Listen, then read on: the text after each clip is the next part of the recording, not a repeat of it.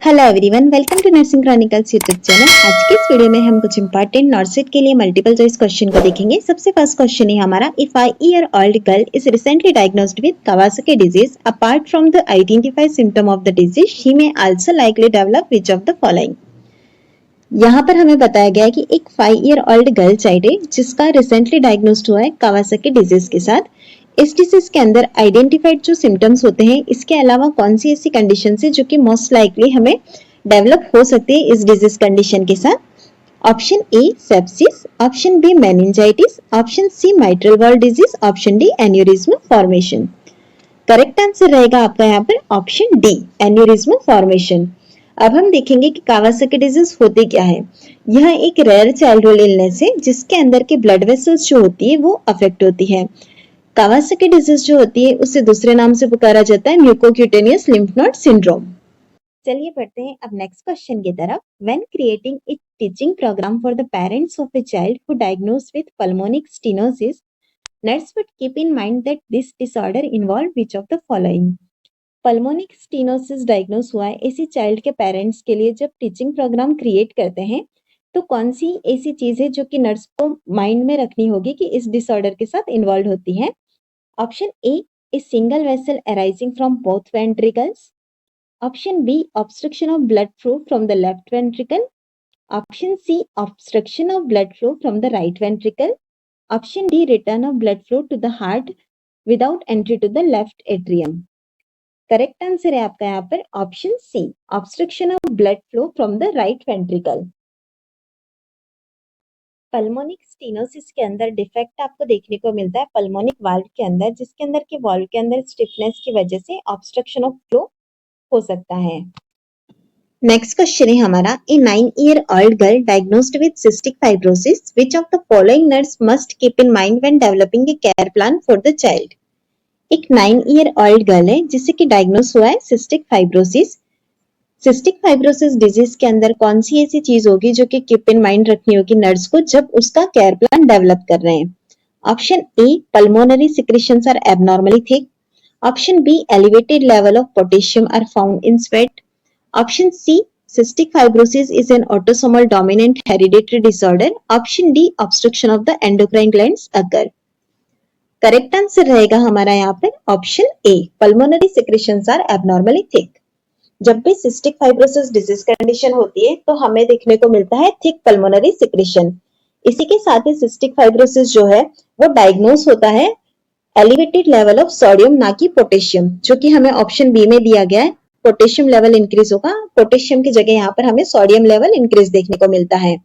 Cystic fibrosis एक autosomal dominant नहीं बल्कि एक ऑटोसोमल रिसेसिव डिसऑर्डर है और यहाँ पर ऑब्स्ट्रक्शन ऑफ एंडोक्राइन ग्लैंड नहीं, इस डिसीज के अंदर एक्सोक्राइन ग्लैंड अफेक्ट होती है।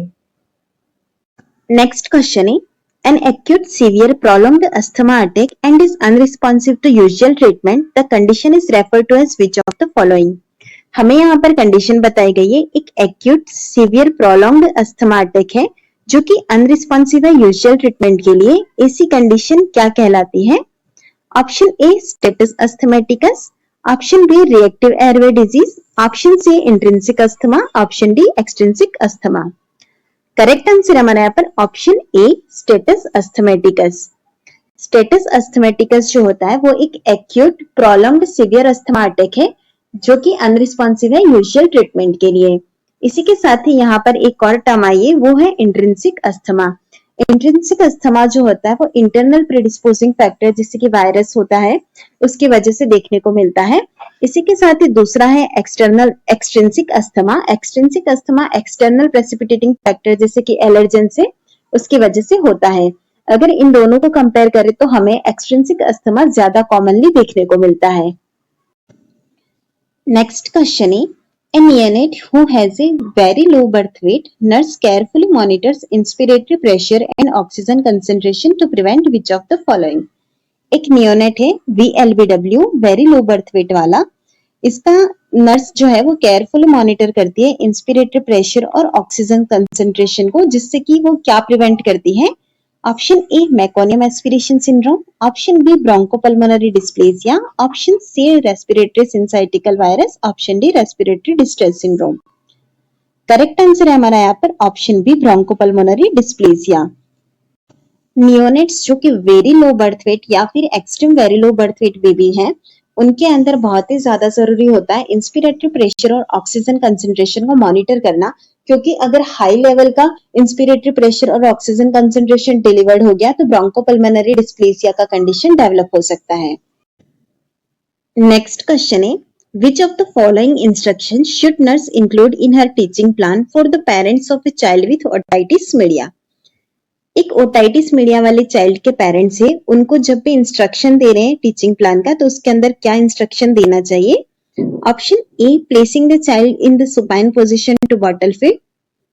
Option B, giving prescribed amoxicillin on an empty stomach. Option C, cleaning the inside of an ear canals with cotton buds. Option D, avoiding contact with people who have URTI. Correct answer रहेगा आपका यहाँ पर option D, avoiding contact with people who have URTI. Otitis media वाली condition के अंदर ज्यादातर यूआरटीआई की वजह से प्रेसिपिटेट होने के चांसेस ज्यादा रहते हैं, इसलिए हम यूआरटीआई जिन पर्सन को है उनसे अवॉइड कॉन्टैक्ट के लिए एडवाइस करते हैं। इसके बाद यहाँ पर आप ऑप्शन ए में देख रहे होंगे जिसके अंदर के बॉटल फीड सुपाइन पोजीशन में देने के लिए बोला है। बॉटल फीड हमेशा अपराइट पोजीशन में देते हैं। एमोक्सिलिन भी एम्प्टी स्टमक नहीं देते, इसको फूड के साथ देते हैं टू प्रिवेंट स्टमक अपसेट। और cleaning the inside of an ear canal with cotton swab, इसकी वजह से इंजरीज हो सकती है जो कि टिम्पैनिक परफोरेशन तक का लीड कर सकता है। नेक्स्ट क्वेश्चन है, a client is diagnosed with celiac disease and experiences celiac crisis secondary to upper respiratory tract infection. Which of the following would nurse expect to assess? एक client है coeliac disease वाला जो कि experience कर रहा है coeliac crisis secondary to URTI. इसमें से कौन सी ऐसी चीजें जो कि नर्स एक्सपेक्ट करेगी सीलियक क्राइसिस की कंडीशन के अंदर? Option A, lethargy. Option B, weight gain. Option C, respiratory distress. Option D, watery diarrhoea. Correct answer है हमारे यहाँ पर ऑप्शन डी, वाटरी डायरिया।